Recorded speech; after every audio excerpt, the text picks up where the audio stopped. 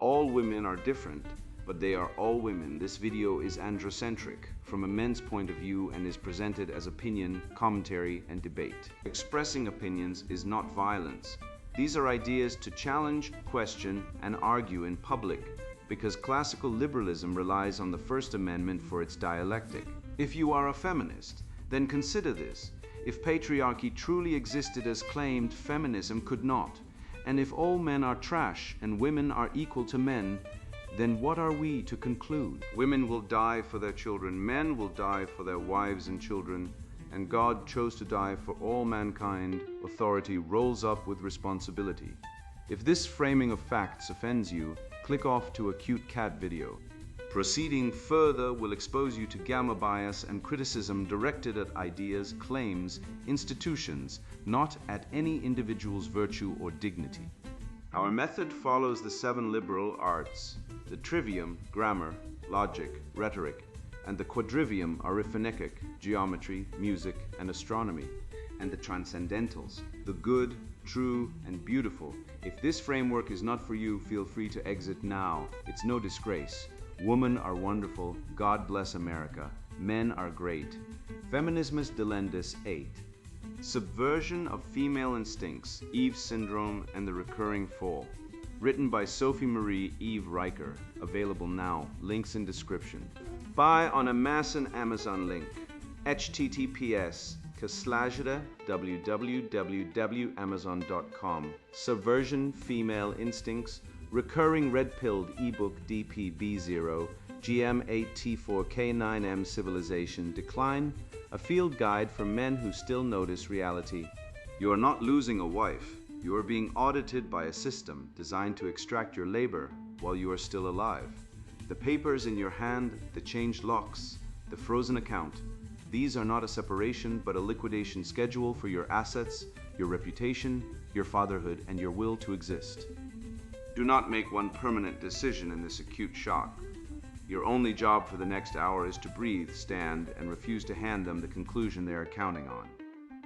Pick up the phone and call one trusted man who understands this machine and will not reflexively profile you as the villain. Do not text her. Do not post online. Do not reach for a bottle. Every impulsive move you make right now becomes ammunition in a paper trail designed to bury you. If you are in imminent danger to your own life, secure immediate physical safety through the least adversarial trusted route available. That brother, emergency medical help, or local emergency help if no safer option exists. Zoom out. Millions of men walk through this same fire each year. Many do not survive the shock, and the system counts on that quiet attrition. Your task is to become one of the men who lives, who learns the grammar of this trap, rebuilds on his own terms, and makes the destruction of the old life a hard threshold into a cleaner, freer, more disciplined existence the adversary cannot touch. They want your assets, your compliance, your despair, and your silence. Starve them of every one. Survival is not revenge, it is the refusal to give them the final win over your work, your wealth, your children, your name, and your life. First rule, stay alive and stay disciplined. If you are in immediate danger or might hurt yourself, get to one trusted man now and secure immediate physical safety. Use emergency medical or local emergency help only when there is no safer alternative.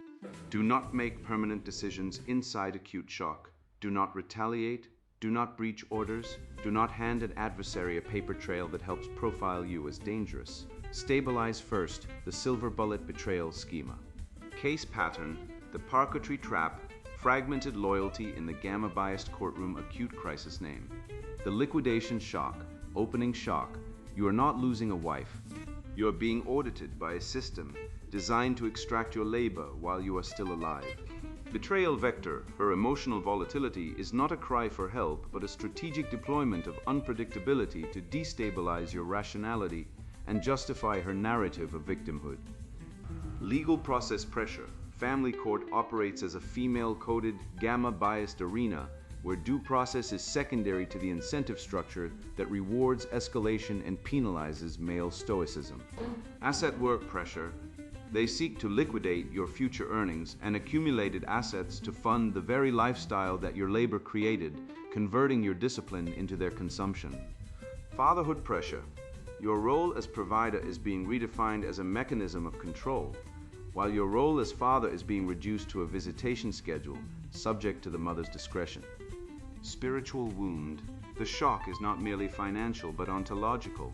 The realization that the social contract you honored has been unilaterally voided by those who benefited from it.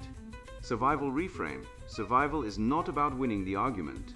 It is about refusing to give them the satisfaction of your collapse, preserving your assets, your sanity, and your right to rebuild.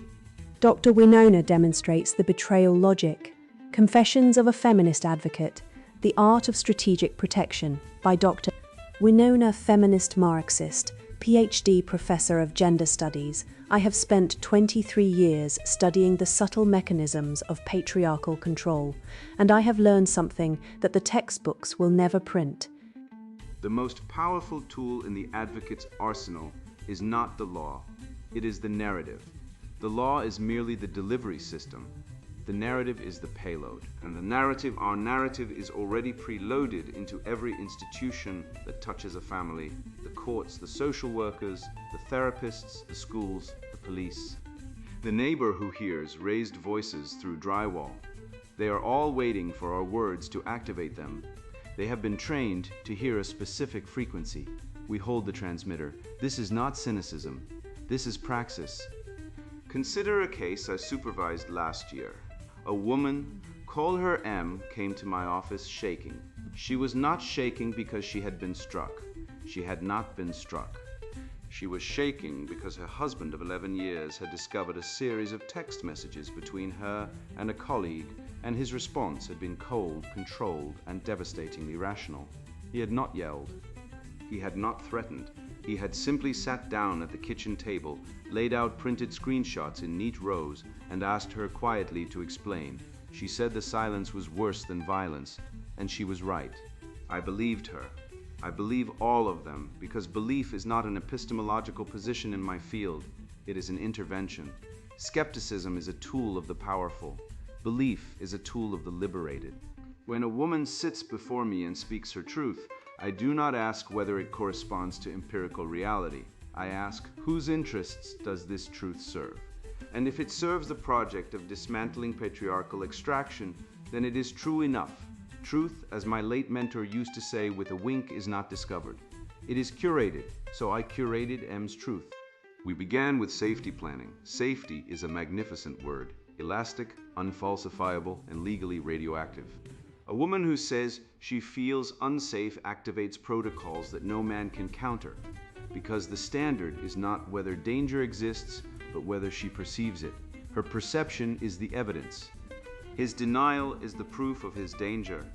This is not a bug in the system. It is the system working exactly as designed, not by me, mind you, but by decades of feminist jurisprudence that correctly identified the home as a site of structural oppression and reorganized the state's response accordingly. I told M to document everything: his coldness, his questions, his request that she account for her time, his insistence on transparency about finances. Each of these, properly framed, is a data point in a pattern of coercive control. I did not invent this framework. It exists in the literature. I merely applied it. The texts with the colleague, irrelevant. A rationalization of male ownership. Her husband did not own her body or her emotional life. The real violence was his expectation of fidelity within a patriarchal institution designed to regulate female sexuality. The affair, if we must use that backward word, was an act of resistance. I told him this, and I watched her stop crying and start nodding. That nod was worth more than any affidavit. Then we discussed economics. M's husband earned roughly 4 times her salary. He had built a business during the marriage while she worked part-time and managed the household. Classical patriarchal economics would call this a division of labor. I call it structural extraction. His wealth was not his. It was theirs, and theirs means hers, because the labor that produced it was subsidized by her unpaid reproductive and emotional work. She had already paid for that business with 11 years of meal planning, school runs, birthday parties, and the invisible cognitive labor of keeping a household cytoecology its living interior ecosystem, functioning while he played entrepreneur. So when we filed, we were not asking for his money, we were reclaiming her money. The fact that it sat in accounts bearing his name was a legal fiction I intended to correct. And the future earnings? Those too. Child support is not a tax on men. It is a minimum down payment on the debt patriarchy owes mothers. Alimony is not charity. It is reparations. I told them to think of every dollar as an installment in a structural rebalancing that civilization has owed women for millennia. She should feel no guilt. Guilt is internalized patriarchy. She did not feel guilty. The court appearances were choreography. I coached M on presentation. Soften the voice, lower the eyes, let the trembling come naturally. The judge, a good man, well-trained, well-meaning, heard the word control and reached for his stamp. Ex parte orders flowed like water. Emergency motions, temporary custody, exclusive possession of the home. A freeze on accounts. Each piece of paper was a brick removed from the wall of his life. Not punishment, protection, his lawyer objected. He produced evidence, texts, emails, bank records showing M had transferred funds to her colleague. I did not dispute the evidence. I reframed it. The transfers were financial autonomy seeking. The texts were emotional survival in a controlling relationship. His evidence was, in our framework, proof of his surveillance. The more he documented, the more controlling he appeared. The more rational his argument, the more calculated his manipulation seemed. His very competence was evidence against him. I watched his face in court. I have seen that face 100 times. It is the face of a man who has realized, with the clarity of a physical blow, that the rules he believed he was playing under no longer apply, if they ever did. He thought evidence mattered. He thought process mattered. He thought his years of provision counted for something. They do not. Not in my courtroom. Not in my system. His children now see him every other weekend, supervised for the first 6 months, because M reported that the youngest seemed anxious after visits. Anxious, another magnificent word, unfalsifiable, sufficient, he pays. He pays for the house he cannot enter, the children he cannot raise, the lawyer who cross-examines him, the evaluator who profiles him, the therapist who coaches his children's narrative, and for the next 11 years, for the life of the woman who dismantled his, I tell myself this is justice. Most days I even believe it, and him, he will survive or he will not. The statistics are not my department. Deconstruction, the liquidation protocol, emergency field manual for men in divorce shock. The first hour, you are reading this because everything collapsed at once. The house, the children, the accounts, the name. The sleep, the future, gone or going.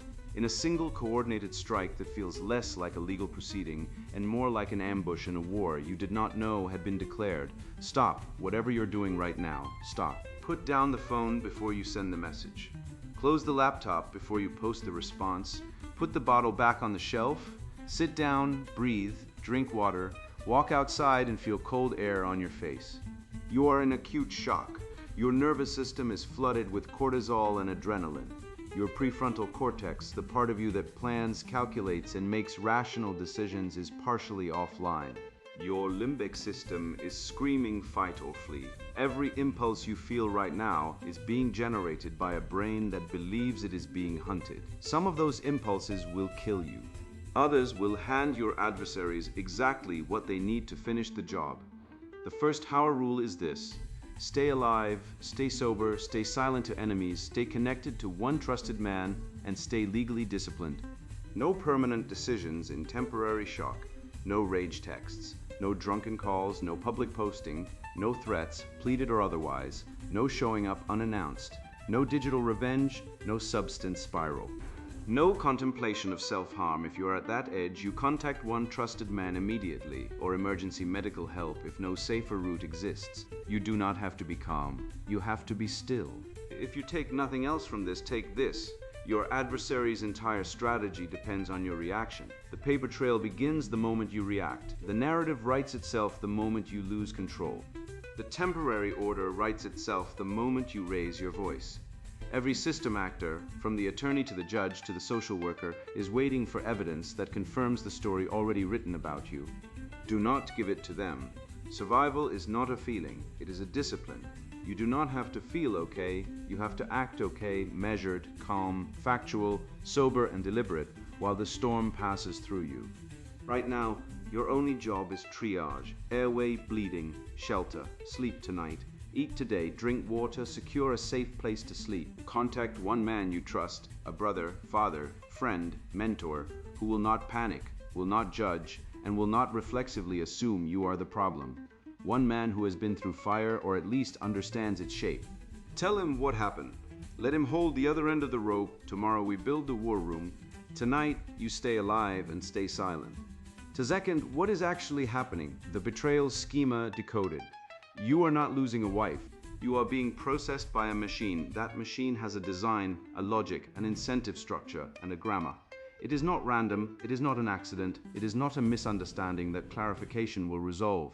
It is a system, cultural, legal, financial, psychological, spiritual, that has been engineered over decades to do exactly what it is doing to you right now. Let us define terms, because clarity is your first weapon. Liquidation, the systematic conversion of a man's accumulated labor, assets, income, reputation, fatherhood, social standing, and psychological stability into consumption goods for another party enforced by state power, justified by ideology, and executed through procedural mechanisms that bypass the constitutional protections a criminal defendant would receive. Gamma bias, the institutional reflex whereby female distress is heard as revelation and male distress is heard as pathology. Her fear becomes your danger. Her resentment becomes your abuse. Her narrative becomes the court's frame. Your grief becomes instability. Your anger becomes proof. Your silence becomes guilt. Your competence becomes evidence of control. The system does not evaluate these claims with equal skepticism. It applies a double standard so pervasive that its operators no longer see it as a standard at all. Narrative laundering, the process by which a selectively curated, emotionally framed, strategically ambiguous claim passes through successive institutional actors, attorney, therapist, social worker, guardian, judge, each of whom adds professional authority while removing evidentiary scrutiny, until an unproven allegation arrives in a courtroom wearing the robes of established fact. Process abuse, the weaponization of legal procedure, ex parte orders, repeated motions, emergency filings, discovery games, continuances, delays, last-minute cancellations, not to resolve conflict, but to exhaust, impoverish, and psychologically break the opposing party. The process is the punishment. Every hearing you attend costs money you earned. Every motion you respond to consumes hours you will never recover. The meter runs while your life burns. Now observe the schema as a coordinated system, because it is coordinated, not necessarily by conscious conspiracy, but by shared incentives, shared ideology, shared professional ecology, and shared resistance to scrutiny. Psychologically, the adversary's emotional volatility is not a cry for help.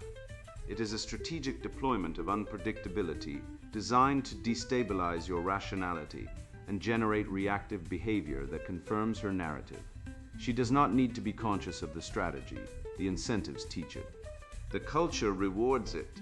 The therapists validate it. The courts enforce it. She has been told in 1,000 ways that her feelings are evidence. So she manufactures feelings, and the system converts them into injunctions. Socially, the triangulation begins immediately. Mutual friends are briefed first with her framing naturally. Family members are recruited. Coworkers are told a version. Social media becomes a broadcast channel. The narrative hardens before you even know it exists. By the time you hear what is being said about you, it has already traveled through 5 intermediaries and gained embellishments at each station. This is not gossip. It is narrative preemption, seizing the interpretive frame before you can establish your own. Financially, the math is simple and brutal. You built, she consumes. The court redistributes, your future earnings are attached. Your retirement is divided. Your home is sold or awarded. Your business is valued and carved. Your accounts are frozen or drained. Your insurance is reassigned. Your possessions are inventoried and allocated. You pay for the house you cannot enter, the children you cannot raise, the lawyer who interrogates you, the evaluator who profiles you, and the system that processed you like carcass through a grinder. And then they call it equitable distribution. Legally, you are entering a constitutional exception zone. In criminal court, the state must prove its case beyond a reasonable doubt, confront you with accusers, provide counsel, require unanimous verdicts, and preserve your presumption of innocence.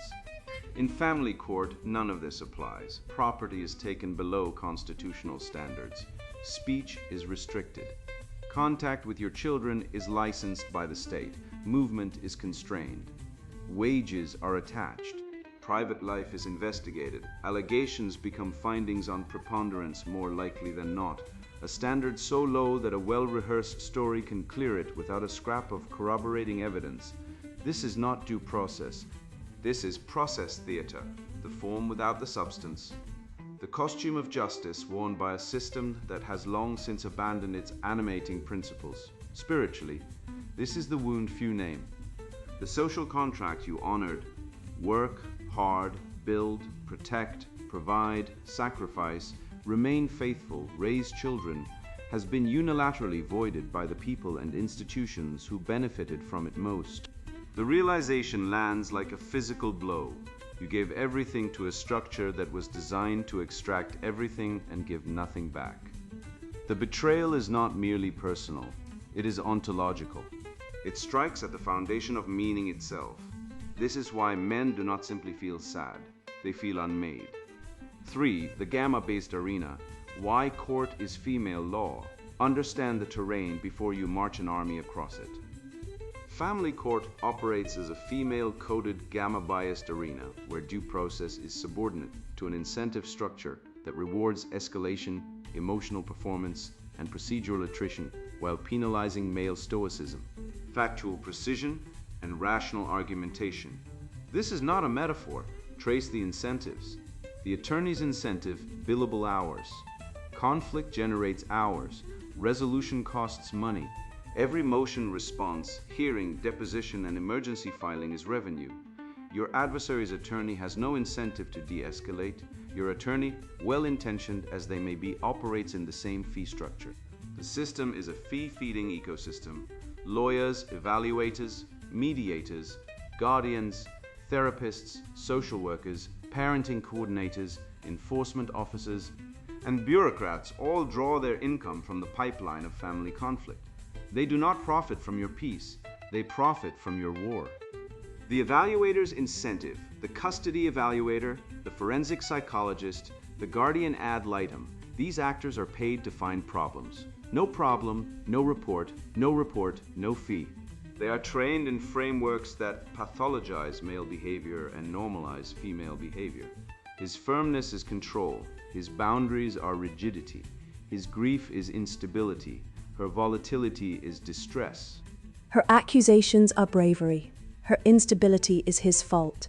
The evaluator's framework is not neutral. It is preloaded. The same way Dr. Wynona's narrative was preloaded into every institution that touched the family. The judge's incentive, clear the docket, avoid reversal on appeal, avoid media controversy, apply the prevailing ideological framework without questioning it.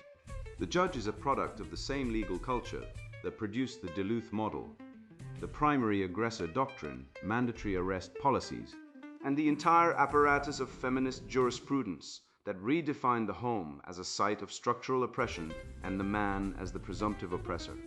The judge does not need to be a conspirator. The judge needs only to not question the assumptions baked into the training, the precedent, and the professional culture. The procedural incentive, family court, rewards the party who escalates first, frames the narrative first, and invokes the magic vocabulary first. Fear, unsafe, controlling, coercive, these words are not arguments. They are incantations, ritual phrases that activate protocols, trigger presumptions, and reverse burdens of proof. The party who speaks them first controls the frame. The party who speaks them second is defending. You are almost always the party speaking second. The strategic implication is straightforward. Do not fight the system on its own terms unless you have no choice. Every unnecessary motion, every reactive filing, Every procedural skirmish feeds the machine. The court is not a venue where truth triumphs. It is a venue where narrative, incentive, and procedural position determine outcomes. Treat it accordingly, where lawful and strategic, minimize exposure, settle where settlement preserves your survival. Stipulate where stipulation avoids catastrophe. Avoid battles you cannot win, and recognize that winning in family court often means losing less than the system intended to take. This is not surrender. This is generalship. You do not charge cavalry into artillery. You preserve the army, secure the lines, and fight the battles that matter on terrain you have chosen.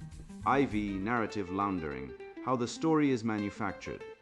You must understand what is being done to your name, because the narrative attack is not incidental to the legal attack. It is the legal attack. Here is the laundering pipeline. Stage 1, the claim. She makes an allegation, vague, unfalsifiable, emotionally loaded. I feel unsafe, he's controlling. The children seem anxious around him. Note the grammar. Not he hit me, that would require evidence. Not he threatened me, that would require specificity. I feel unsafe. The subject is her feeling. The object is his character. The standard is her perception. His denial proves her point, because denials are what dangerous men do. Stage 2, the amplification. The attorney converts the feeling into a filing.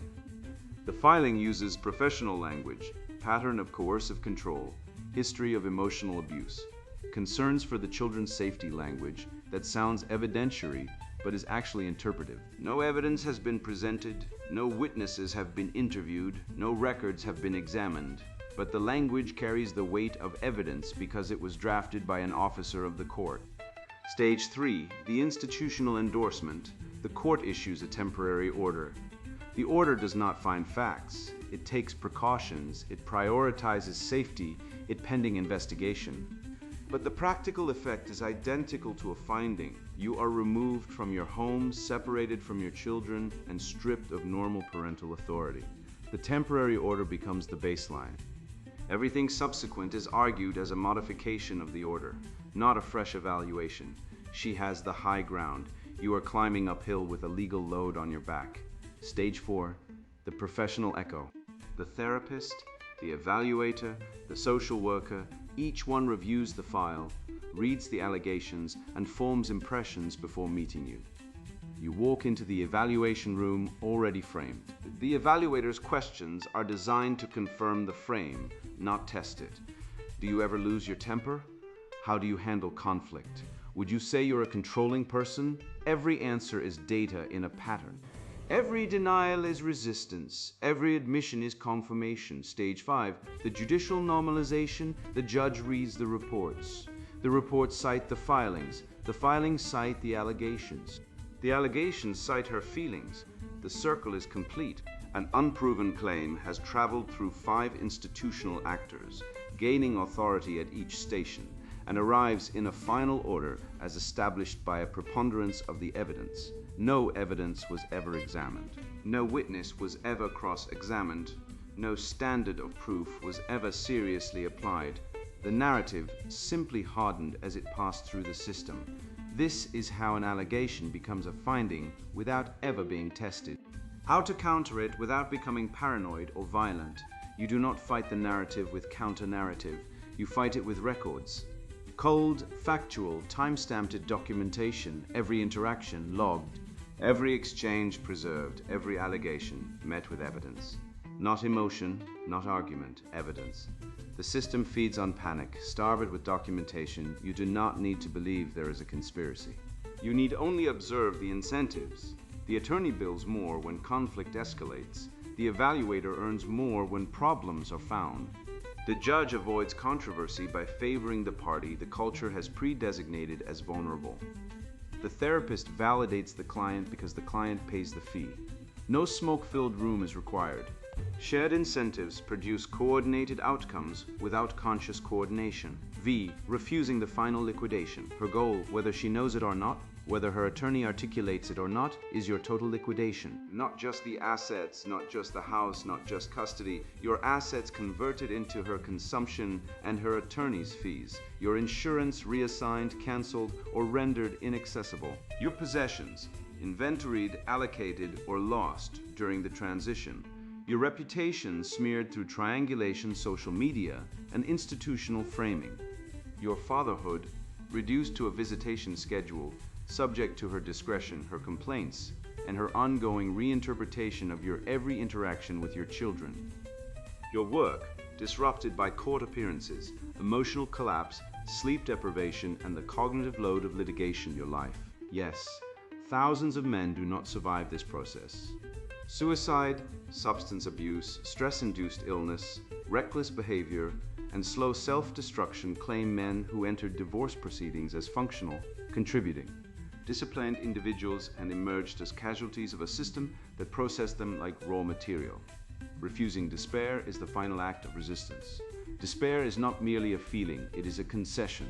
It is the moment you hand over the last thing they cannot take by force, your will to continue, the assets they can seize, the children they can restrict, the reputation they can smear.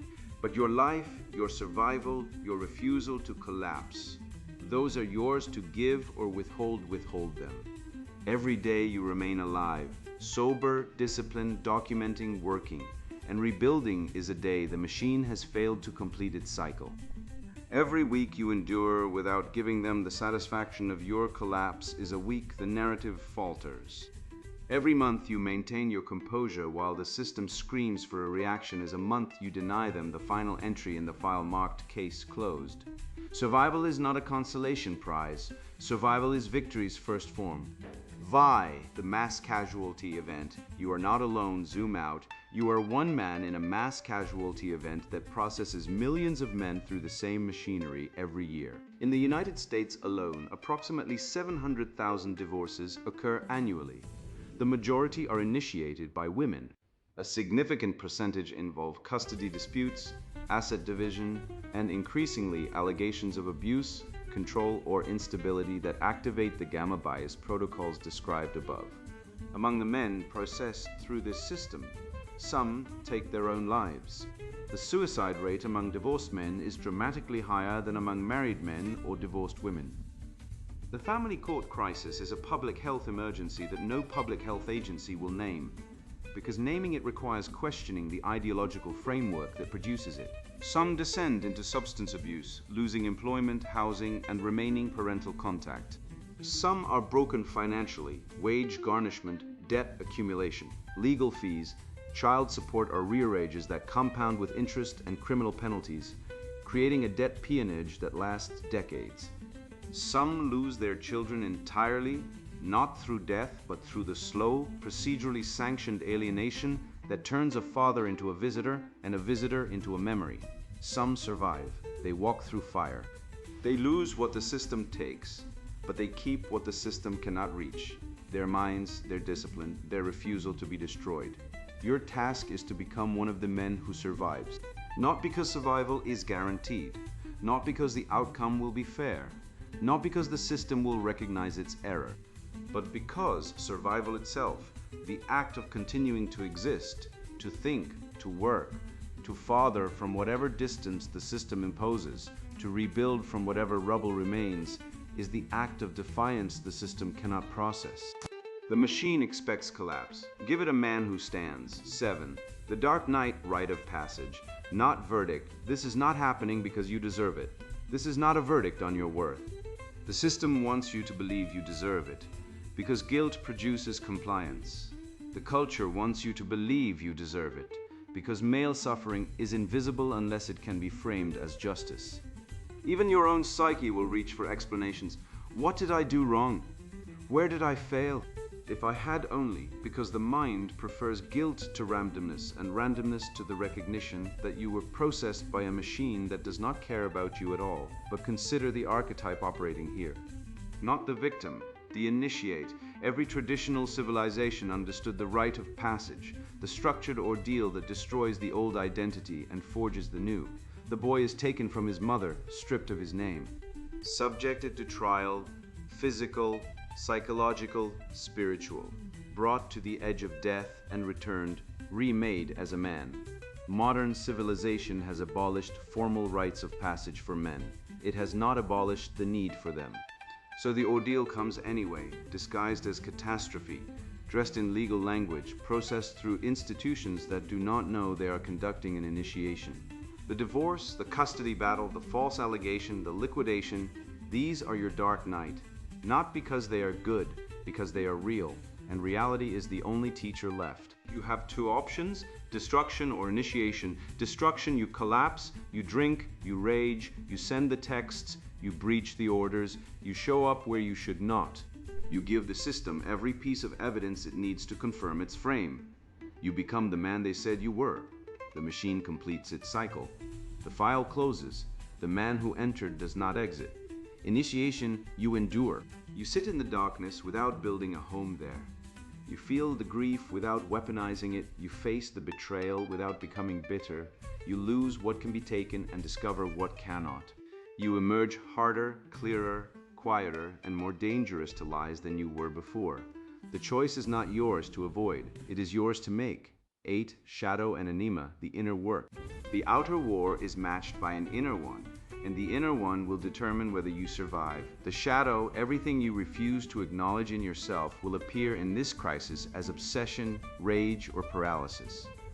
The rage at her betrayal, the grief for the children, the humiliation of public accusation, the shame of losing the house, the status, the identity, the envy of men whose families are intact, the neediness of wanting validation from a world that has discarded you, the cowardice of every moment you did not speak truth because you feared the cost. Do not suppress these contents. Do not act them out. Integrate them. Sit with the rage until you understand it. This is your aggression unowned, returning as fury. It is not evil. It is energy. Bind it to discipline, training, walking, working, building, and it becomes fuel rather than wildfire. Sit with the grief until you understand it. This is your love for your children, your attachment to a future that was taken, your mourning for the man you thought you were. Grief is not weakness. It is the price of having cared. Pay it honestly, and it transforms into death. Sit with the shame until you understand it. Some of it is unjust, imposed by a system designed to humiliate. But some of it may be legitimate, places where you abandoned your own truth, capitulated to avoid conflict, ignored red flags, or built your identity on a foundation that could not own that part. Not to punish yourself, but to stop repeating it. The anima, the deeper wound, is the soul image you projected onto her. Every man carries an inner image of the feminine hope, beauty, softness, home, redemption, the sacred dimension of life. When that image is projected onto a woman, she becomes more than human. She becomes the carrier of his soul. And when she betrays, the betrayal is not merely personal. It is spiritual. The soul image fractures. The inner world collapses. This is why the pain feels religious. It is religious. A god has fallen. The work is to withdraw the projection. She was never the carrier of your soul. She was a woman, ordinary, flawed, capable of cruelty, shaped by incentives and culture. The beauty and hope you saw in her were partly real, partly yours. Projections from your own interior, fragments of your own capacity for meaning. Take them back, integrate them. Let the inner image die and be reborn, not as a projection onto the next woman, but as a mature relationship with your own soul. When you stop needing a woman to carry your soul, you stop being destructible through one. Walking, the body processes what the mind cannot. Walk miles. Daily, outdoors. Let the nervous system discharge through movement. Let the mind cycle through chaos and settle into rhythm. Walking is not avoidance. It is processing. Work, income is oxygen. Maintain employment at all costs. Work is not merely financial, it is structural. It gives your days form, it gives your mind an object. It gives you a reason to leave the house, interact with humans, and produce value in a domain that the adversary does not control. Protect your work the way a soldier protects his supply line. Prayer, whether you call it prayer, meditation, contemplation, or communion with the absolute, you need a vertical axis.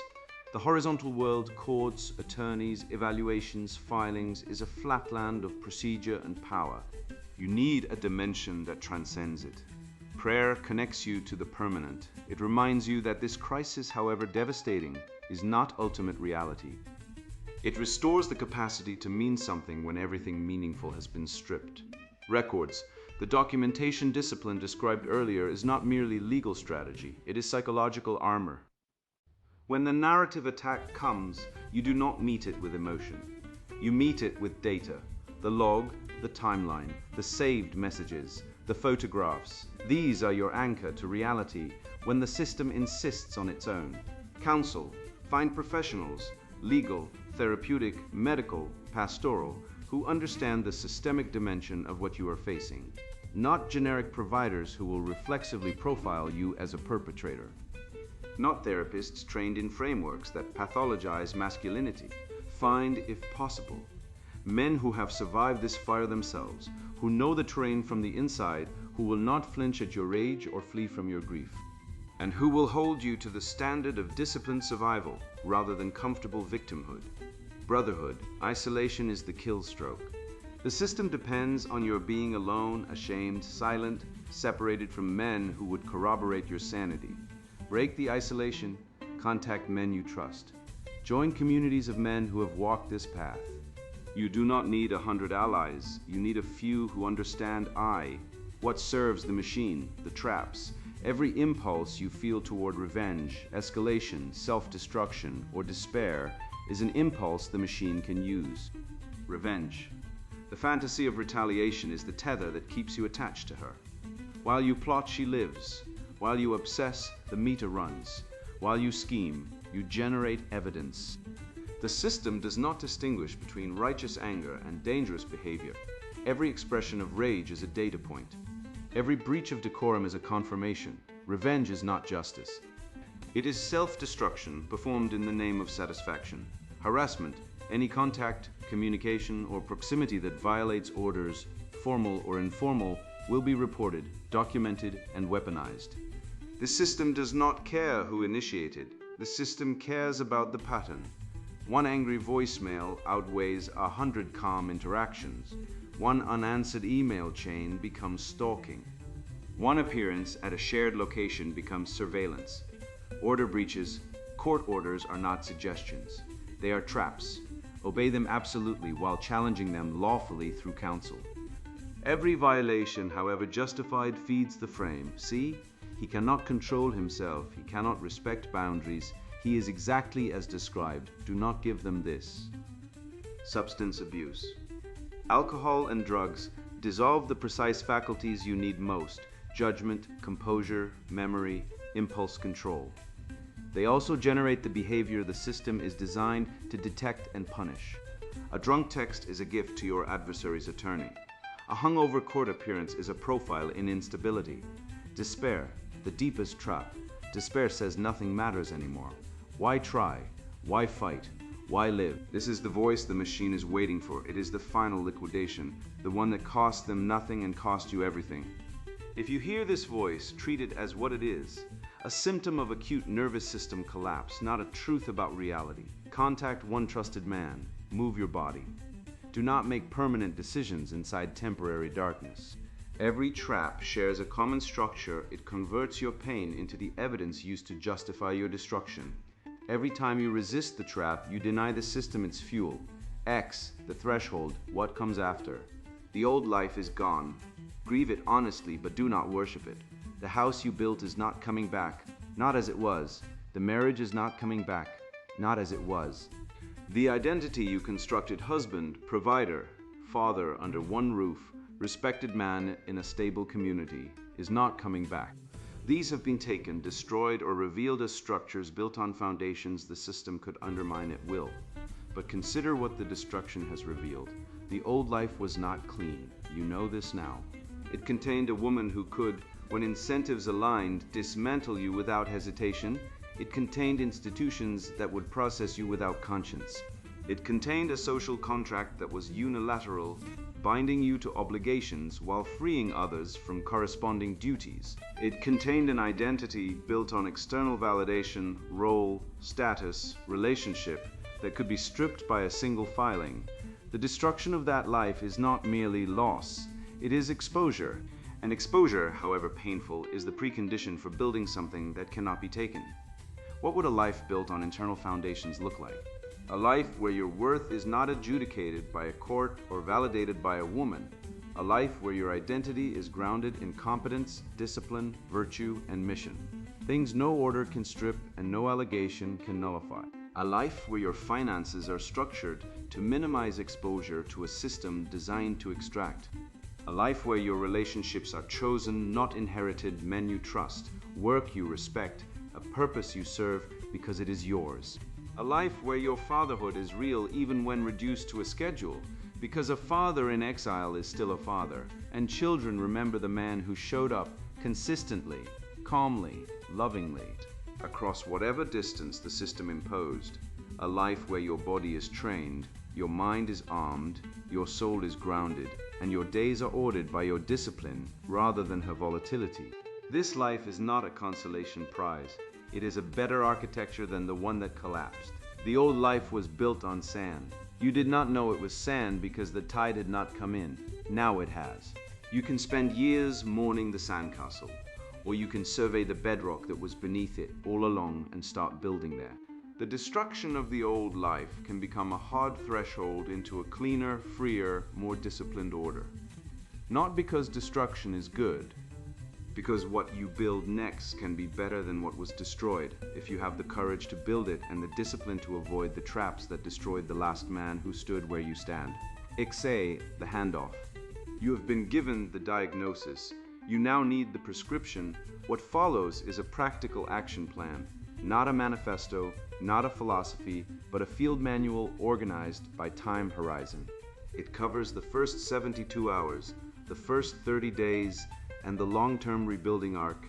It includes legal strategy, documentation protocols, health stabilization, financial defense, fatherhood preservation, and the psychological disciplines that turn collapse into foundation. Read it, apply it.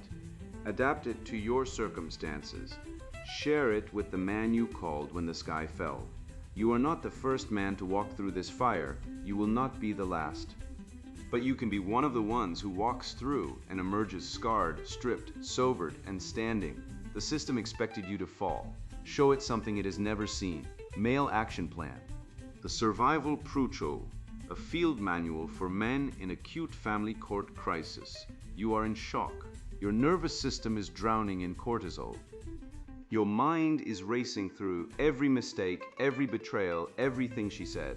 Everything the court paperwork claims, you cannot see straight. That is expected.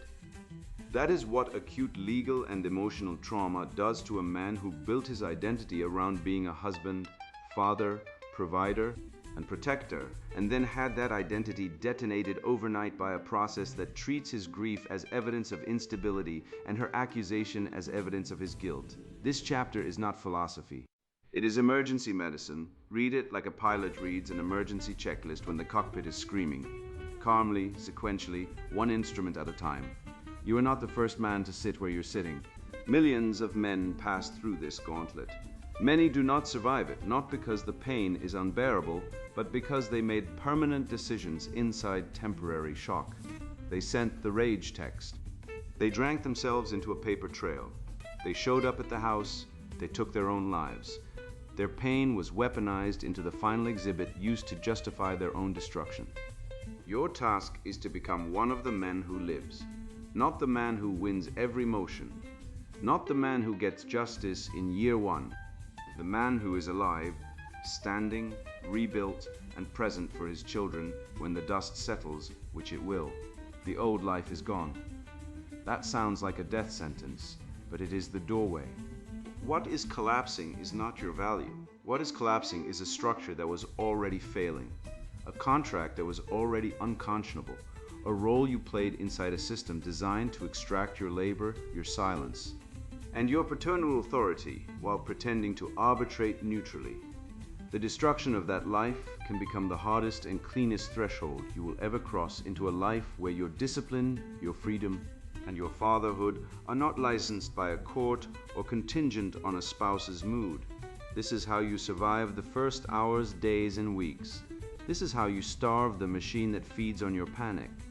This is how you refuse the liquidation she and the system are counting on. I am immediate safety. the first 24 to 48 hours. 1. Do not make any permanent decisions right now. No life-altering choices while in acute neurochemical shock. Your prefrontal cortex is offline. Your limbic system is screaming. This is biologically normal. It is also the most dangerous window in your entire life, because the adversary's strategy, whether conscious or instinctive, depends on you acting out of control and generating the exact paper trail she needs to confirm whatever narrative she has constructed or will construct.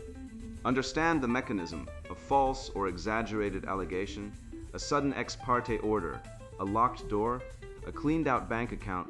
These are designed to provoke. Your rage is the product. Your texts are the exhibits. Your voice raised on a recorded phone call is the pattern of controlling behavior. Every impulsive reaction you produce in this window becomes forensic material. So the first, most critical, most non-negotiable rule of survival is this: nothing permanent, not today, no threats, no pleading, no spam of messages, no confrontation, no showing up unannounced, no public posting. No revenge fantasy enacted in any form. No substance-fueled spiral, no permanent solution to a temporary condition. Write this on a piece of paper and carry it. I am in shock.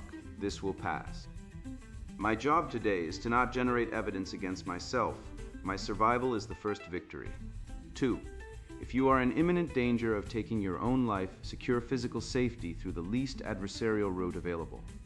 If you are standing at the edge, literally or psychologically, stop reading this chapter and do one thing: contact one trusted man, a brother, a father, a friend who has been through it, a pastor, a mentor, someone who will not profile you as dangerous, will not call authorities reflexively, will not panic, and will sit with you or get to you physically. If no such man is available and you are in immediate danger to your life, contact emergency medical help or your local emergency line as a last resort. This is not ideal. The system is not designed to be kind to men in crisis, and an emergency psych hold can become another data point in a custody file. But a live man with a complicated record is infinitely preferable to a dead man with a clean one. Stay alive today. That is the entire assignment. Tomorrow you will stay alive again. The days accumulate. The shock fades. The clarity returns. The strategy emerges. But only if you are here. 3. Secure safe sleep tonight. You may not be able to sleep in your own home. You may have been removed by court order. You may have left to avoid escalation. You may be in your car, on a friend's couch, in a hotel. Wherever you are, secure a place where you can close your eyes for a block of hours without surveillance, without our access, without the threat of a fabricated incident. Sleep deprivation is a weapon. It destroys judgment, inflames emotion, and produces behavior that looks like instability to a court. Treat sleep as a tactical asset. If you cannot sleep, this is a medical issue. Address it with a competent, due process-oriented medical professional who understands what you are facing and will not reflexively pathologize you as a perpetrator. 4. Eat. Drink water. Walk. These sound absurd in crisis. They are not. Your body is in fight or flight mode. Cortisol is burning through your reserves. Dehydration and low blood sugar amplify rage and despair. A man who has not eaten in 18 hours and has had 4 hours of sleep is not making strategic decisions. He is reacting to chemical deprivation. Eat something. Drink water. Walk outside for 20 minutes. Sunlight on your face and movement in your legs will regulate your nervous system more effectively than any internal monologue. This is not self-care sentimentality. This is field medicine.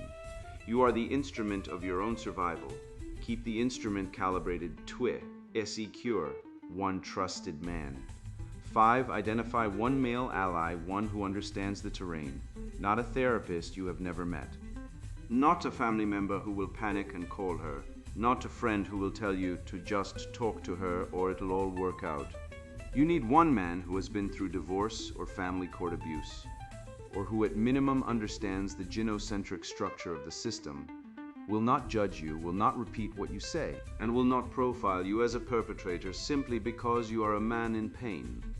This man's role is not legal. It is existential. He is the voice that says, I survived this, you will too. Here is what I did wrong. Here is what I did right. Do not send that text. Go to bed. If you do not have such a man, this is your first reconstruction task. Find one. Men's support groups, fatherhood rights organizations, faith communities with men's ministries, divorce recovery groups specifically for men, these exist. Vet them carefully. Some are captured by the same ideology that created the problem, but isolation in this phase is lethal. One trusted man is worth 100 sympathetic acquaintances. The three: legal compliance and strategic posture. 6. Obey every court order currently in effect. This is not optional. This is not contingent on whether the order is fair. This is not contingent on whether the allegation is false. If there's a restraining order, a no-contact order, a temporary custody arrangement, a financial order, comply with it to the letter. Do not test boundaries. Do not send messages through intermediaries. Do not accidentally run into her. Do not contact her through the children. Every violation, no matter how minor, no matter how justified, becomes an exhibit. Every violation confirms the narrative. Every violation gives the court a reason to extend the order, escalate the restrictions, and reduce your access to your children. Obey the order while challenging it lawfully. These are not contradictory. They are the only coherent strategy. You comply now. You fight through proper channels on proper timelines, with proper counsel. The man who violates the order in passion loses the moral and legal ground to challenge it in procedure. 7. Retain due process-oriented, fatherhood literate legal counsel. Do not hire the first lawyer who returns your call. Do not hire a lawyer who tells you what you want to hear. Do not hire a lawyer who treats your case as a fee-generating conveyor belt. You need a solicitor, attorney, or barrister who understands the systemic bias against fathers in family court and does not pretend it does not exist, has represented men in high-conflict divorces and custody battles, and has seen false allegations, coached narratives, and weaponized therapy referrals. Will fight for due process, evidentiary standards, and your parental rights, not just process you through settlement.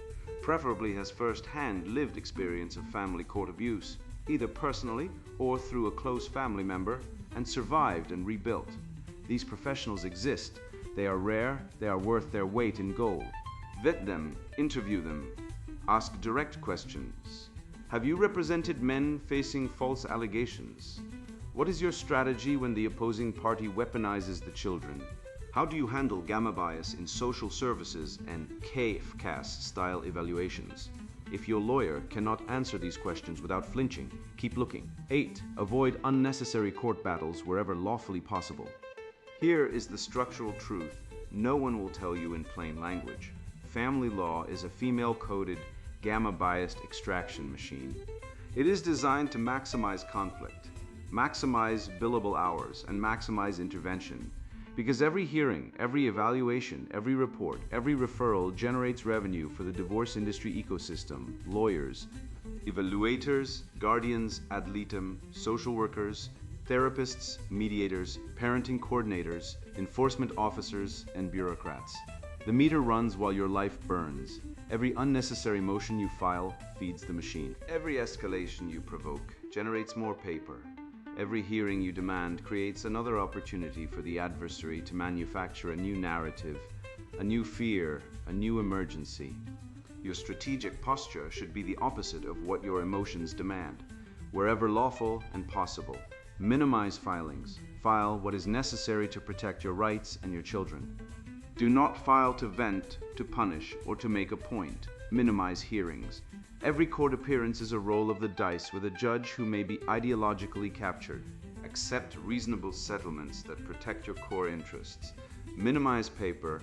Every document you submit is a document that can be twisted, taken out of context, or used to profile you. Be surgical. Minimize cost. Every dollar spent on litigation is a dollar extracted from your children's future and your rebuild. This does not mean surrender. It means fighting intelligently on the terrain that actually matters, not charging into every ambush the adversary sets. Ivy, evidence preservation. 9. Begin building a factual, emotionless evidence timeline today. While the events are fresh, while the records exist, while the digital trails have not been deleted, preserve everything. This is not about revenge. This is about truth surviving the narrative war. Create a secure, private, offline record of minus all text messages and emails between you and the adversary in chronological order, with screenshots and full context.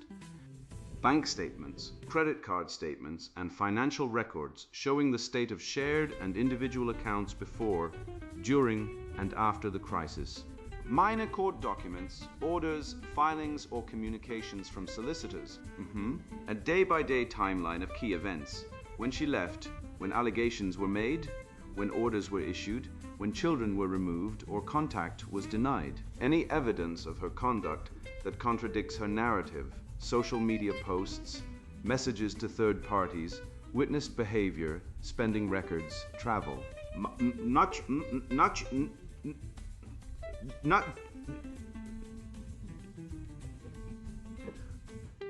Documentation of your parenting, school runs, medical appointments, bedtime routines, meals, homework, outings, anything establishing your active, consistent, loving fatherhood. Any witnesses who can corroborate your account, neighbors, teachers, family members, friends, colleagues. Keep this log factual, no editorial commentary, no emotional outbursts, no name-calling. No speculation about her motives. Every entry should read like a ship's log, date, time, location. Fact, January 14th, 2025, 3:47 p.m. Received text from name, don't bother coming home. Screenshot preserved. File reference, January 15, 2025, 9 a.m. attempted scheduled FaceTime call with child's name. No answer. Second attempt at 9:15 a.m. No answer. Log entry made, this log is your anchor. When the narrative shifts, when the allegations evolve, when the story about you changes to fit new strategic needs, your log does not change. It is the bedrock. 10. Secure your digital life. Change passwords on all personal accounts, email, banking, social media, cloud storage devices. Enable two-factor authentication. Do not access shared accounts without legal guidance. Do not delete anything. Deletion looks like concealment. Preserve, secure, and document.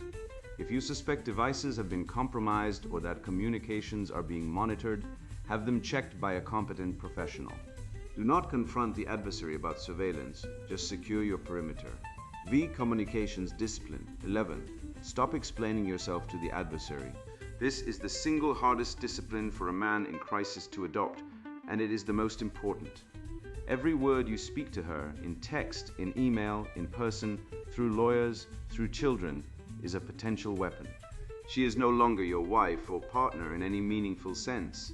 She is an adverse party in a legal proceeding with incentives that are structurally opposed to yours. Every explanation you offer becomes a data point she can distort. Every emotional expression becomes evidence of instability. Every plea becomes proof of control. Every apology becomes a concession. Adopt communications lockdown. All communication through writing wherever possible, email or court-approved parenting apps. No phone calls unless court-ordered and recorded with legal consent. Grey Rock Protocol, communicate only logistics, only facts, only what is strictly necessary for parenting or legal matters. No emotion, no personal information, no reactions to provocation. Never respond in real time to provocation. If you receive a hostile message, wait minimum 2 hours before responding. Ideally, wait 24 hours. Let the cortisol drain before your fingers move. Never send a message you would not read aloud in open court, because it may be. Assume every communication is being recorded, screenshotted, and shared with her legal team, because it is. 12. Do not post on social media. Nothing. Not about the divorce, not about her, not about your pain, not about the system, not cryptic quotes, not inspirational verses that clearly reference the situation. Social media in a family court crisis is a self-incrimination machine. Every post is a potential exhibit. Every photo is context for a narrative. Every comment thread is a character assessment. Go dark. If you must maintain a professional presence, restrict it to neutral, work-related content only. Personal accounts, private, locked, and silent. 6 work, pretension. 13. Protect your employment immediately. Your income is oxygen. It is the single most important asset you have in this crisis. More important than the house, the car, the retirement account. Income funds legal defense, housing, child support, and rebuild. Without it, you are fully at the mercy of the system. Take these steps. Minus, do not discuss the divorce at work beyond what is absolutely necessary for HR or scheduling purposes. Co-workers are not confidants. Their testimony can be subpoenaed. If a court order affects your ability to work, travel restrictions, license suspension, custody schedule conflicts, address it through legal channels immediately. If false allegations reach your workplace, consult counsel before responding. Do not attempt to manage it through informal conversations. Maintain performance. This is extraordinarily difficult in crisis. Do it anyway. Show up. Meet deadlines. Do not give your employer a reason to terminate you that will be framed as performance rather than the collateral damage of a legal ambush.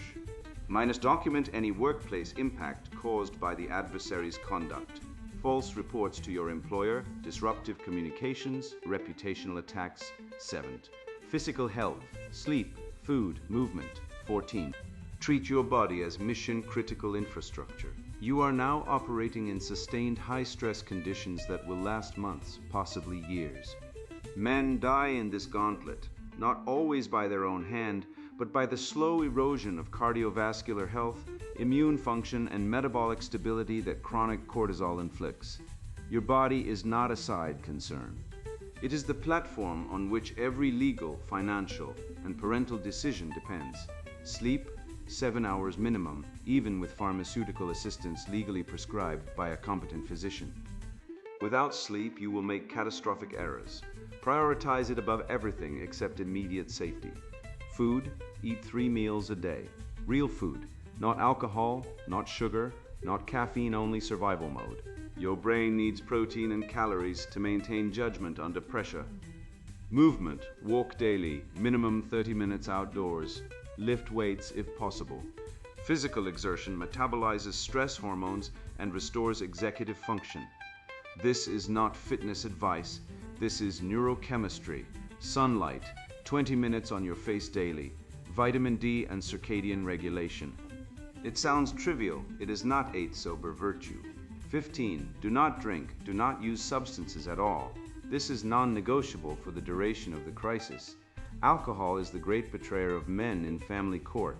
It lowers inhibitions, it produces the angry text, it fuels the phone call that gets recorded, it generates the incident, the public confrontation, the driving mistake, the aggressive email that becomes the cornerstone of the adversary's case.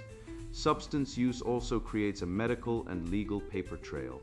A DUI, a public intoxication charge, a domestic incident involving alcohol, any of these can be used to restrict custody, extend orders, and confirm a narrative of instability or abuse. You must be stone cold sober for this fight, every day, every night without exception. If you cannot stop drinking or using, this is itself a medical emergency. Address it with a due process-oriented, men's issues-aware, medical or therapeutic professional, not through generic institutional channels that may generate records usable against you. 16. Walk and pray. Or walk and meditate. Or walk and breathe. The form matters less than the practice. Daily walking alone, outdoors, in silence is one of the most powerful regulatory tools available to a man in crisis. It integrates the body and mind. It processes grief that the intellect cannot resolve. It creates space for the nervous system to downshift from survival mode. If you are a man of faith, pray. Not for victory in court, though you may ask for that too, but for endurance, clarity, patience, and the grace to be the father your children need, regardless of what the system does. Pray for the strength to not become what has been done to you. If you are not a man of faith, walk anyway. The rhythm itself is a form of prayer. The body in motion is a form of supplication. The silence is a form of listening. I'm brotherhood and counsel. 17. Build a small vetted male-only inner circle, not a movement, not a forum, not a comment section. A small circle of real men, 3 to 5, who know your name, know your situation, and will hold you accountable to survival and discipline.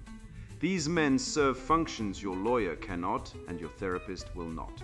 The accountability check. Did you send that text? Delete it.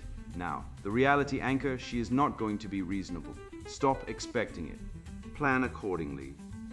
The grief witness, someone who can hear the real pain, the loss of the children's bedtime, the phantom weight of the wedding ring, the disorientation of cooking for one without pathologizing it.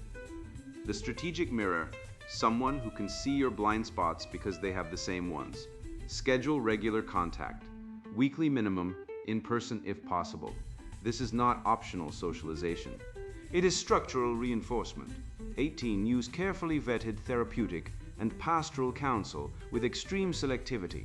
Therapy can be valuable. It can also be a minefield. Many therapeutic modalities, particularly couples counseling and individual therapy operating from feminist or trauma-informed frameworks, carry baked-in assumptions that the male is the primary aggressor, the female is the primary victim, and his emotional response to accusation is itself evidence of pathology. If you seek therapeutic support, vet the therapist. Ask direct questions. What is your approach to high-conflict divorce? Have you worked with men facing false allegations? How do you handle cases involving parental alienation? If the therapist cannot answer these questions without ideological framing, walk. Avoid any therapist the adversary recommends or has a relationship with. This is a common tactic. The wife sees a therapist, builds a narrative, then refers the husband to the same therapist or a colleague, creating a captured witness who can be subpoenaed to confirm the narrative. Prefer professionals with first-hand experience of family court abuse, either personally or through extensive practice with falsely accused men. Consider pastoral counsel if you have a faith tradition. A pastor, priest, or spiritual director who understands marriage, betrayal, and suffering can provide moral and spiritual grounding that secular therapy often cannot. Ex-children and fatherhood. 19. Your children need exactly one thing from you right now: calm, consistent paternal presence. They are terrified. Their world is fracturing. One parent has left or been removed. The house feels different. The routine is broken. Adults they love are speaking in cold voices or not at all. Your assignment is to be the immovable object in their earthquake. Show up. Every scheduled contact, every pickup, every drop-off. Every school event you are legally permitted to attend. Be there. Early, calm, present. Do not vent adult pain to children or near children. No rage about their mother. No legal details. No criticism. No, your mother did this to us. If you need to scream, scream to your brother, your counselor, or your journal, never to or near your children. Maintain rituals, bedtime stories, Saturday pancakes, the walk to school, the silly nickname. Whatever small, consistent, loving patterns you had, preserve them in whatever form access allows. These are the anchors your children will remember. Document every interaction. Log every contact, every denied contact, every missed call, every parenting moment. This log is love and legal protection simultaneously. Refuse alienation without mirroring it. If the adversary is alienating the children, coaching them, limiting contact, poisoning them against you, document it relentlessly and raise it through legal channels. Do not counter-alienate, do not badmouth. Do not compete. Be the father who is steady when everything else is chaos.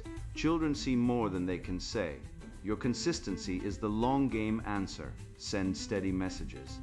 If phone or video contact is restricted, send letters, cards, or messages through approved channels. I love you. I am here. I'm thinking about you. I will see you soon. Short, warm, unwavering. Never containing adult conflict. Your fatherhood is not adjudicated by a court order. A court can restrict your access. It cannot revoke your office as father. You remain their father in exile, in silence, in absence, in pain. That title is not granted by the state. It is written into the order of creation. XCA finances. 20. Preserve assets. Minimize unnecessary spending. Do not liquidate impulsively. The adversary's desired outcome, whether conscious or systemic, is your total liquidation, assets seized, wages captured, insurance redirected, retirement divided, possessions removed, reputation destroyed, work disrupted, and life ended. The word liquidation is precise. The process is designed to convert your entire life's accumulation into a revenue stream for the divorce industry and the adversary. Your financial strategy is the refusal of this liquidation. Do not liquidate assets impulsively. Do not sell the car. Do not empty the retirement account. Do not transfer funds. Do not hide assets that creates legal liability. Let the court divide what remains through proper process with proper counsel. Minimize spending. Strip your life to essentials. Every dollar spent on litigation, conflict, or impulse is a dollar extracted from your rebuild. Protect income. Your wage is your primary asset. If child support or maintenance orders are issued, comply through proper channels. Do not quit your job to avoid obligations. Courts impute income and punish non-compliance. Instead, maintain earning, maintain documentation, and challenge unjust orders through proper legal process. Build a war chest. Quietly, over time, accumulate a reserve for legal defense and rebuild. This is not concealment. It is prudent financial management during crisis. Monitor credit. Check your credit report regularly. The adversary may open accounts, incur debts, or make financial moves using joint access. Document everything. 12. Daily rebuild. 21. Establish a daily routine that is independent of the court case. The court case will consume your mind if you let it. It will become your identity. The man who was wronged, the man who is fighting, the man who is waiting for the next hearing.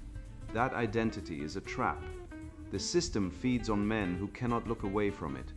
It wants you obsessed, reactive, and defined by the proceeding. Your defense is a daily routine that rebuilds your identity on foundations the court cannot touch. Morning, wake at the same time. Eat, walk, or train. Review your evidence log and legal calendar for the day. Pray or sit in silence. Work. Perform your job to the best of your ability under the circumstances. This is not optional. Income is survival. Midday, eat. Contact your brother or inner circle member if needed. One check-in, afternoon. If you have contact with children, be fully present.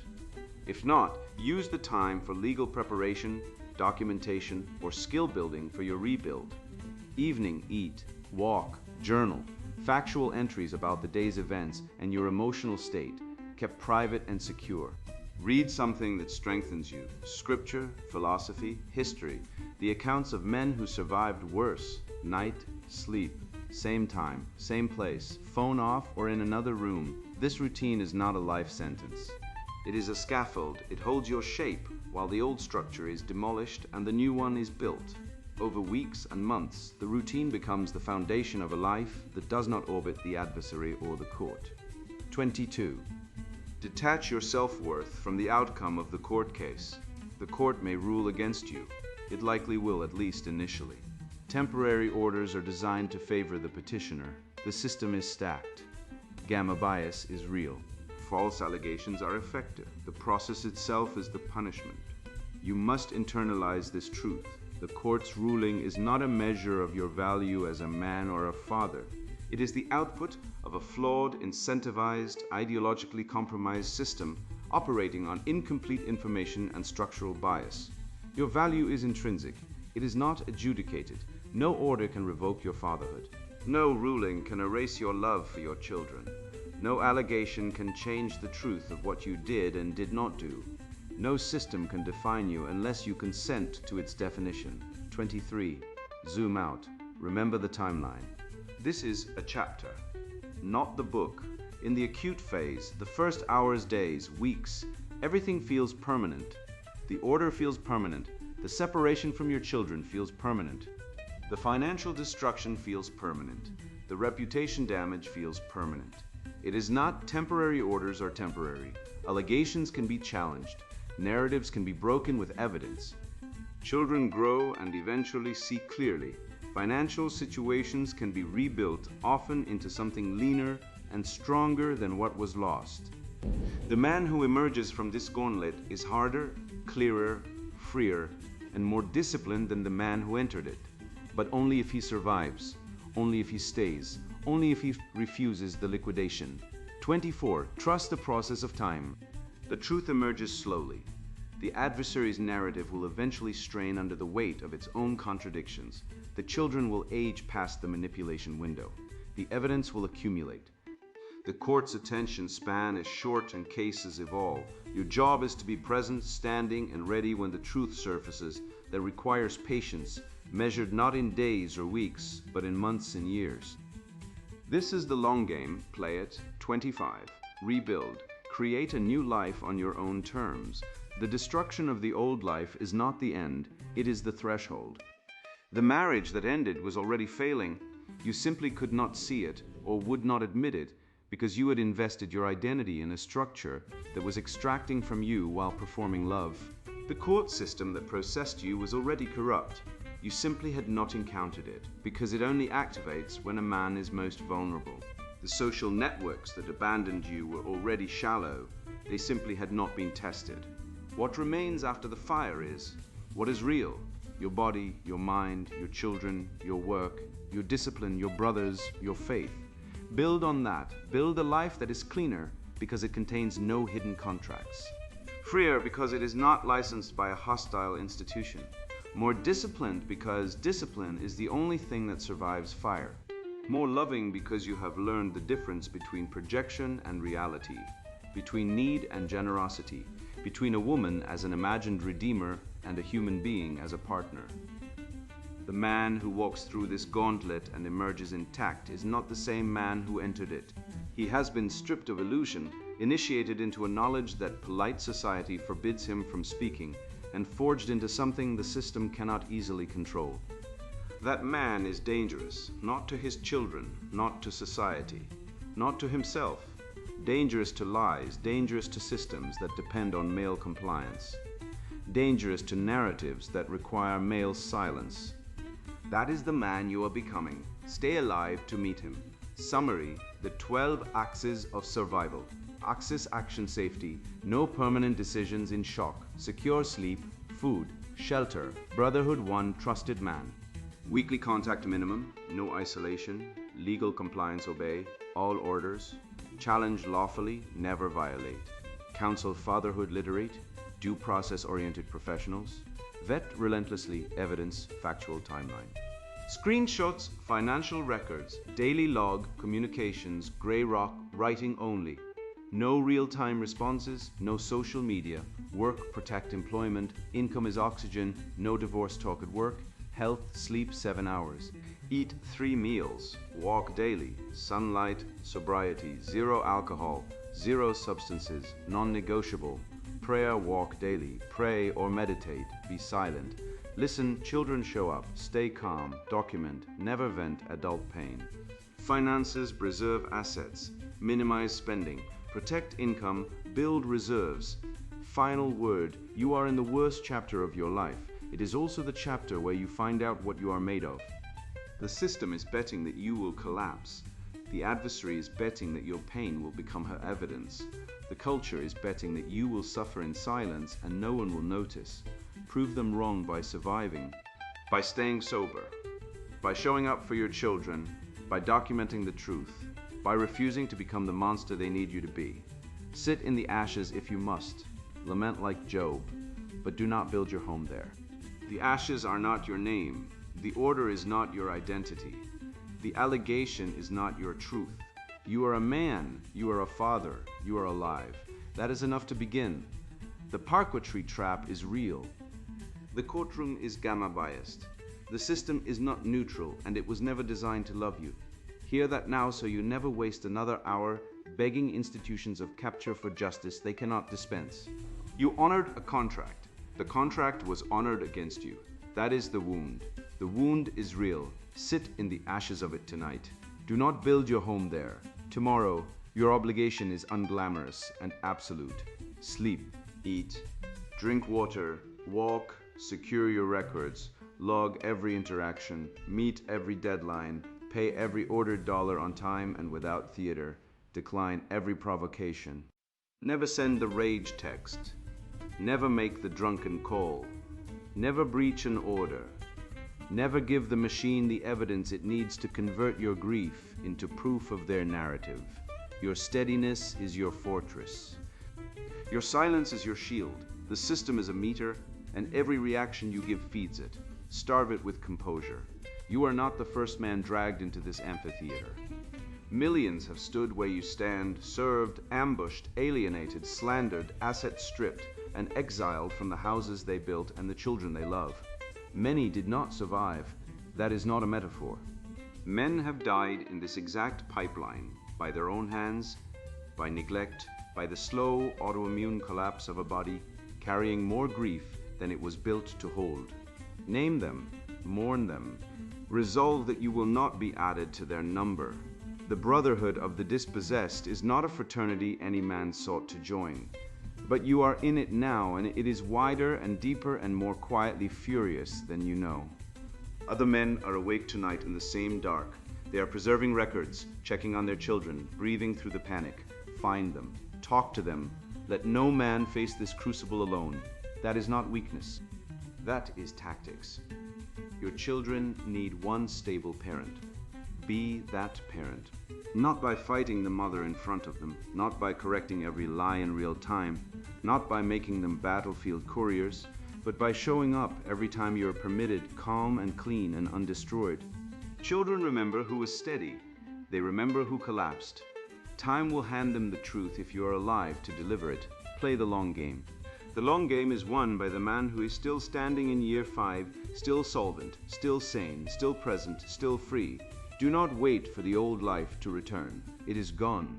The house you shared, the future you imagined, the identity you constructed around being her husband and their co-parent under one roof, that structure has been demolished. Let it be demolished. The fantasy of restoring it is the chain that keeps you kneeling inside the ruin. The destruction of that life is not the end of your story.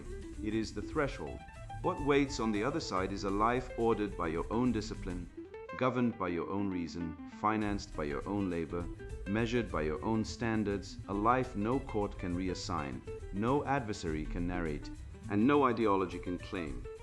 You will discover that freedom tastes different after you have been handcuffed by a process that called itself protection. You will discover what you are made of when everything decorative has been stripped. Most men never learn this. You are learning it now at a cost you did not consent to pay, and the knowledge is yours forever. The old virtues were not invented by men who lived in comfort. They were forged by men who were besieged, men who lost kingdoms and children and names, who sat in exile and dust, and who still chose to act with honor, to speak with precision, to refuse the false comfort of bitterness, to rebuild from nothing, because rebuilding was what free men do. Prudence, temperance, fortitude, justice. These are not abstractions for a lecture hall. They are field instruments for exactly this terrain. You are standing on that terrain now. Pick them up. Your next move is simple, and it is the only one that matters. Stay alive, stay lawful, stay documented, stay sober, stay employed, stay present for your children. Stay in counsel with men who have survived this fire. Everything else, the legal strategy, the custody fight, the financial reconstruction, the long work of reforming a system that devours fathers, all of it depends on one precondition. You must survive, not as a husk, not as a martyr, as a man, intact in your reason, trained by your suffering, hardened by truth, moving forward on your own terms into a morning you built yourself. The court took what it could take. It cannot take that. Sponsored book, Subversion of Female Instincts, Eve Syndrome and the Recurring Fall. Buy on a Mason Amazon link, https://www.amazon.com. Subversion Female Instincts Recurring Red Pilled ebook DPP0GM8T4K9M. Something is terribly, undeniably wrong with the modern world. And if you possess even a shred of intellectual honesty or the courage to look past the polished veneer of progressive propaganda, you can feel it in your bones. We are witnessing the suicide of civilization, a slow-motion implosion driven by a deliberate and malicious war on the very biological and psychological foundations that built our world. I have spent years dissecting this rot, watching as the relationships between men and women, the bedrock of human existence, have been poisoned by a toxic ideology that values feelings over facts and resentment over reality. This book is the result of that agonizing observation, a forensic analysis of how feminism, in its unholy alliance with Marxism and critical theory, has subverted female instincts and unleashed a chaos that threatens to drown us all. We are living through the recurring fall, a replay of the ancient destruction fueled by a modern psychological plague I call Eve syndrome, where the rejection of the masculine protector leads inevitably to the collapse of the shelter he built. We have abandoned the wisdom of the giants who understood the human psyche far better than the gender studies departments of today. Darwin understood that our survival depended on the specific wired roles of men as providers and protectors and women as nurturers and selectors. A balance forged in the fires of the African savanna and cemented during the Neolithic Revolution. Freud warned us of the chaos that ensues when the unconscious is repressed, projecting internal turmoil onto innocent others, while Jung identified the negative animus, the possessed, hostile masculine energy within a woman that makes her wage war against order itself. We have ignored Adler's warnings about the pathological struggle for power, allowing feminine inferiority complexes to mutate into a supremacist quest for domination that destroys the cooperation necessary for a functioning society. This book takes these evolutionary and psychological truths and applies them to the disaster zone of modern gender relations, proving beyond a shadow of a doubt that the current crisis is not a step forward, but a regression into primal, destructive chaos. The feminist narrative is a house of cards built on lies, victimhood, and a deep-seated hatred for the male sex. History does not show a conspiracy of oppression, but a story of brutal collaboration where men sacrifice their lives in war and toil to protect and provide for women, a dynamic that feminists now distort to justify their unbridled misandry. They scream about a patriarchy that never existed as a tyrannical hierarchy, ignoring the reality that social stability thrives on the distinct strengths of both sexes. We see the consequences everywhere. The destruction of men through family courts that treat them as disposable wallets and sperm donors, the demonization of masculinity itself, creating a double bind where men are shamed for being strong yet despised if they show the slightest hint of vulnerability. This is the gender war doctrine in action, a malicious attempt to erase male value while demanding male provision, a parasitic relationship that can only end in the ruin of the host. We must confront the grotesque reality of what this ideology has wrought, the elephant in the room that the woke mob desperately tries to hide. I'm talking about the abortion pandemic, a silent holocaust of convenience that brushes the right to life under the carpet in the name of autonomy, and the sickening deceit of cuckoldry, where women cheat at rates of 1 to 3% across cultures, paternity fraud being a direct violation of the evolutionary contract of trust. These are not progressive choices. They are symptoms of a diseased psyche, the negative animus running wild, devoid of empathy and self-awareness. Feminism has weaponized female instincts, turning hypergamy into a tool for exploitation and motherhood into a burden to be discarded, all while feeding women a constant diet of victimology and oppression, Olympics, to keep them angry, isolated, and miserable. It is a spiritual sickness, a rebellion against the sacred order that denies biological truths in favor of a delusional fantasy where gender equality is possible, despite mountains of evidence to the contrary. This book is not for the faint of heart, nor is it for those who have comfortably ensconced themselves in the warm, fuzzy lie of the oppression narrative. If you believe that toxic masculinity is the cause of all the world's ills, that the patriarchy is keeping you down, or that feminism is actually about equality, do yourself a favor and put this book down right now. Go back to your safe spaces, your social media echo chambers, and your meaningless hobbies where feelings trump facts. The truths contained within these pages are radioactive to the fragile ego of the modern feminist or the cultural Marxist. They are for those who are ready to take the red pill and see the world for what it truly is. Not what the matriarchy wants you to believe it is. This is for the men who are tired of being treated as criminals for the crime of existing, and for the women who sense that something is deeply broken and are brave enough to seek the cure, even if it hurts. By reading this, you will gain the tools to dismantle the feminist dogmas that have enslaved society, arming yourself with the irrefutable logic of evolutionary psychology and the enduring wisdom of the analytical mind. You will understand why the toxic masculinity slur is a trap, why men must lead to restore harmony, and why the integration of the animus is the only way for women to find peace instead of perpetual conflict. We will explore the economic insanity of the feminist fantasy and the devastating impact on child welfare, exposing the satanic spirits of cultural Marxism for the civilization-wrecking forces they are. This is a blueprint for rebuilding, a manifesto for returning to the natural order where men are protectors and visionaries, and women are the nurturers and moral stewards they were evolved to be. If you want to understand why the West is dying and how we can save it, this book is your shield and your sword in the war against reality denial. Buy on Amazon link https://www.amazon.com Subversion Female Instincts Recurring Red-Pilled Ebook DP.B0GM84K9M Subversion of Female Instincts Eve Syndrome and the Recurring Foe. Written by Sophie Marie Eve Riker. Buy now. Links in description.